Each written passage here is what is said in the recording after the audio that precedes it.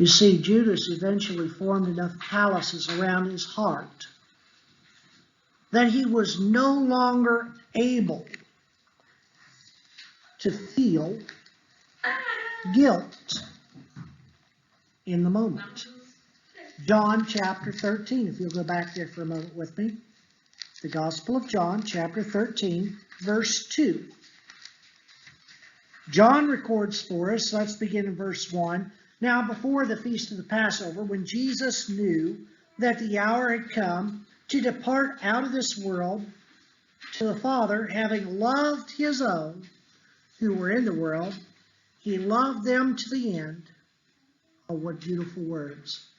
To know that Jesus loved us to the end. He says during supper, when the devil had already put, Satan has been at work. This is nothing new. Satan's been at work in Judas. He's become callous, indifferent. During supper, when the devil had already put it into the heart of Judas Iscariot, Simon's son, to betray him. This is something that took place long, long before that Last Supper. You go back to the Gospel of Luke chapter 22. Luke chapter 22, and this time in verse 3. Luke 22:3 says, Then Satan entered into Judas, called Iscariot, who was of the number of the 12. Verse 4 says, He went away and conferred with the chief priests and officers how he might betray him to them. And they were glad and agreed to give him money.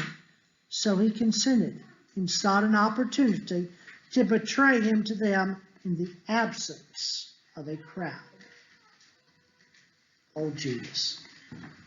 Old Judas. You know, I think one of the reasons that Judas has the effect on my mental capacity is that sometimes I see a Judas in myself. Again, Judas is a hypocrite. He is play acting.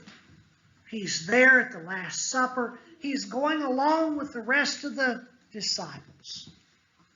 But his heart's not in it. He's not celebrating the Passover. But Judas is plotting the demise of his master.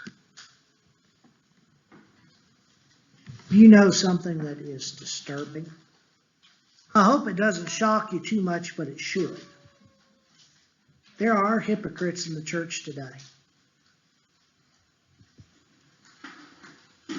I've heard it said that I don't want to go to church with all those hypocrites. The world can see.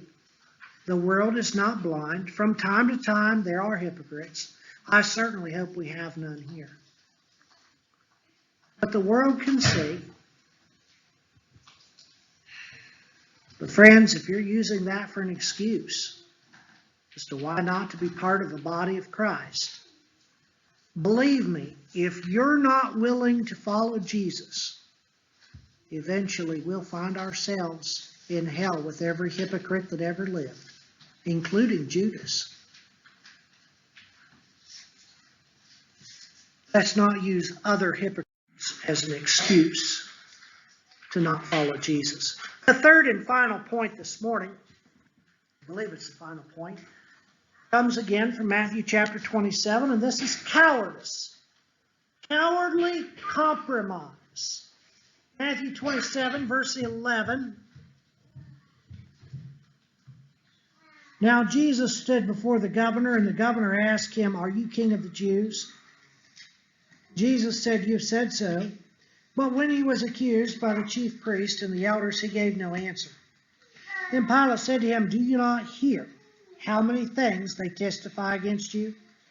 But he gave him no answer, not even a single charge, so that the governor was greatly amazed. Now, at the feast, the governor was accustomed to release to the crowd one prisoner, whom they wanted. And they had then a notorious prisoner called Barabbas.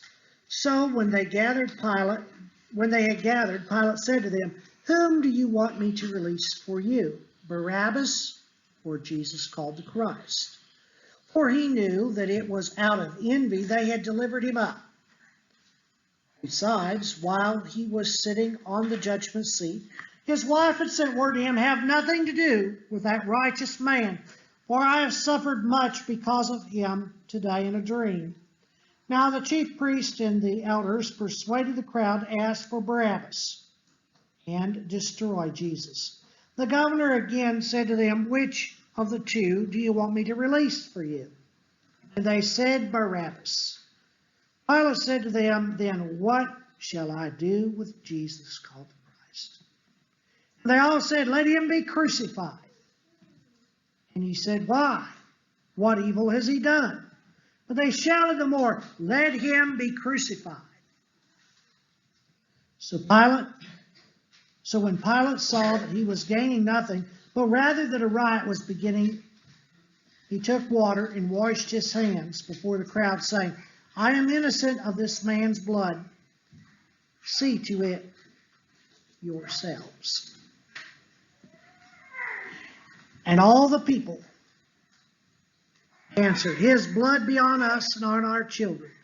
Then he released for them Barabbas, having scourged Jesus and delivered him to be crucified.